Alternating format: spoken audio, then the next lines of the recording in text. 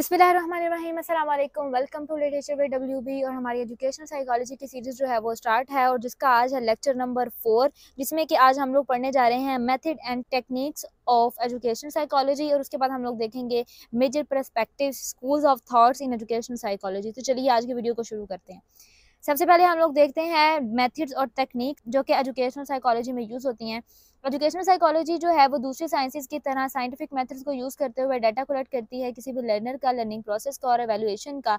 Educational psychology जो है ये एक साइंटिफिक और सिस्टमैटिक स्टडी है लर्नर्स की बिहेवियर की, जो कि रिलेटेड है एजुकेशनल इन्वायरमेंट, यानी कि एजुकेशनल इन्वायरमेंट में रह के किसी भी लर्नर के बिहेवियर को जानना, ये है एजुकेशनल साइकोलॉजी। और इन सब बिहेवियर्स की स्टडी जो है वो हम लोग एक सिंपल अप्रोच से करते हैं जिसका नाम है ऑब्जर्वेशन। और ये ऑब्जर्वेशंस हैं ये डिपेंड करती हैं कंडीशंस पे, प्रोसीजर पे और टूल्स पे कि कौन से टूल्स जो हैं वो अडॉप्ट किए जा रहे हैं। इनके कुछ मेथड्स हैं उनको हम लोग देखते हैं डिफरेंट सिचुएशंस में किस तरह से डिफरेंट ऑब्जर्वेशन को हम लोग यूज़ कर सकते हैं।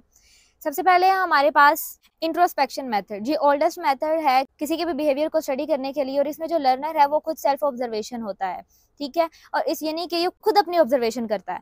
एग्जाम्पल के थ्रू समझते हैं कि कोई भी एक इंसान है, वो जब भी गुस्से में होता है तो वो अपनी ऑब्जर्वेशन जो है वो खुद करेगा, ठीक है। कि इस पीरियड में वो किस तरह उसने गुस्सा किया वो खुद अपनी ऑन ऑब्जर्वेशन में होता है, ठीक है। ये मेथड जो है वो सिंपल है, डायरेक्ट है और चीप है। लेकिन ये जो मेथड है ये लैक रिलायबिलिटी है, इसमें कोई इतनी खास रिलायबिलिटी नहीं है। और ये मेथड जो है ये एडल्ट नॉर्मल ह्यूमन बींग्स के लिए इस्तेमाल हो सकता है।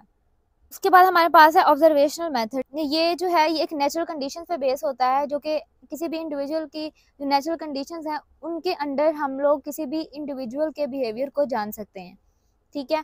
ये हेल्प करता है हम लोगों को किसी भी पर्सन के एक्सटर्नल बिहेवियर जानने में। एग्जांपल है कि एक पर्सन जो है वो अगर वो चीख चिल्ला रहा है तो हम लोग को पता होगा कि हाँ ये गुस्से में है। हम लोग को इस मेथड में स्टडी करने के लिए एक नेचुरल कंडीशन की ज़रूरत होती है और हम लोग नेचुरल कंडीशन का वेट करते हैं कि कब जो कोई भी एक्शन जो है वो कब टेक प्लेस हो। ये मेथड जो है वो हम लोगों को किसी भी बच्चे का बिहेवियर जानने में भी हेल्प कर सकता है, ठीक है। उसके बाद हमारे पास है एक्सपेरिमेंटल मेथड। ये मेथड जो है ये अब किसी का भी बिहेवियर ऑब्जर्व करता है एक कंट्रोल कंडीशन में। ये साइकोलॉजिकल लेबोरेटरी में, ये किसी भी क्लासरूम में लिया जा सकता है या कोई भी एक सोशल इन्वायरमेंट इस ऑब्जर्वेशन के लिए ज़रूरी होता है।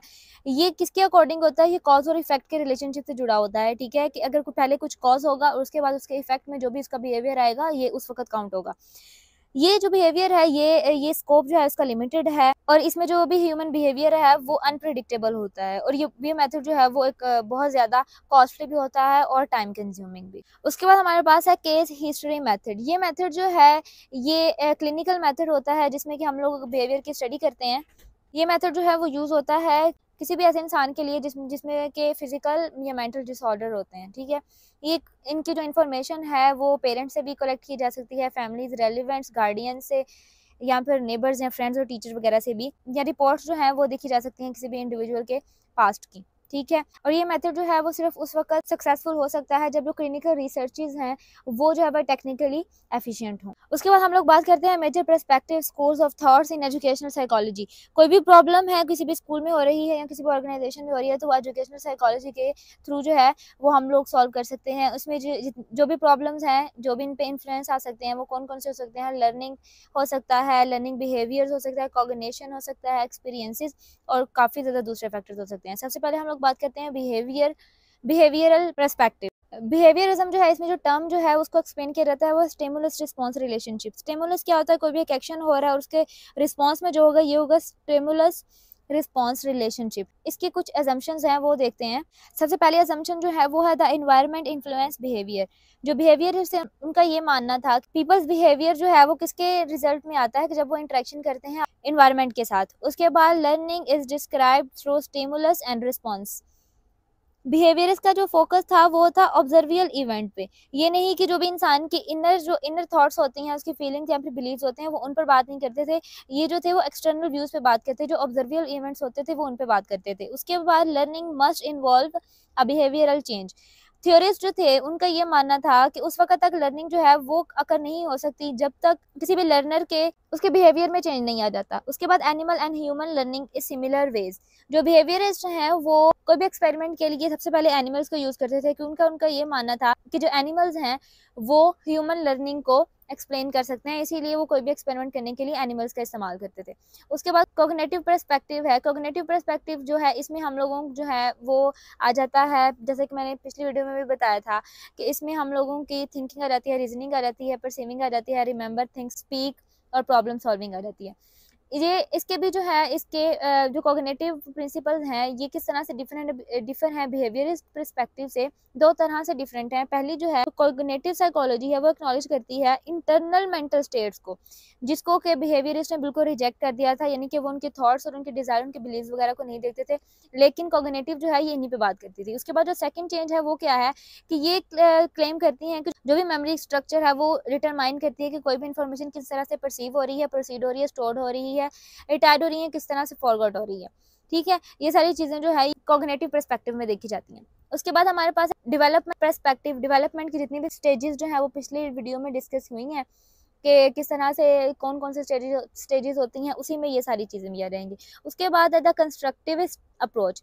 ये पर्सपेक्टिव जो है वो फोकस करता है कि किस तरह से हम लोग इस दुनिया में रहते हुए इस दुनिया से किस तरह से हम लोग नॉलेज गेन करते हैं, अपने नॉलेज को किस तरह से कंस्ट्रक्ट करते हैं। जो कंस्ट्रक्टिविज्म थे उनका क्या कहना था कि जो भी हमारा नॉलेज है, जो भी हम लोग सीखते हैं, वो हम लोगों का सोशल और कल्चरल इन्फ्लुएंस उसमें होता है, क्योंकि हम लोग अपने इन्वायरमेंट से सीखते हैं। साथ ही साथ इसमें ये भी बात की जाती थी कि एक जो इंसान है वो अगर ऑलरेडी किसी चीज को जानता है तो वो किसी न्यू इन्फॉर्मेशन पे उसका क्या इम्पैक्ट पड़ेगा। उसके बाद हमारे पास है फंक्शनलिज्म।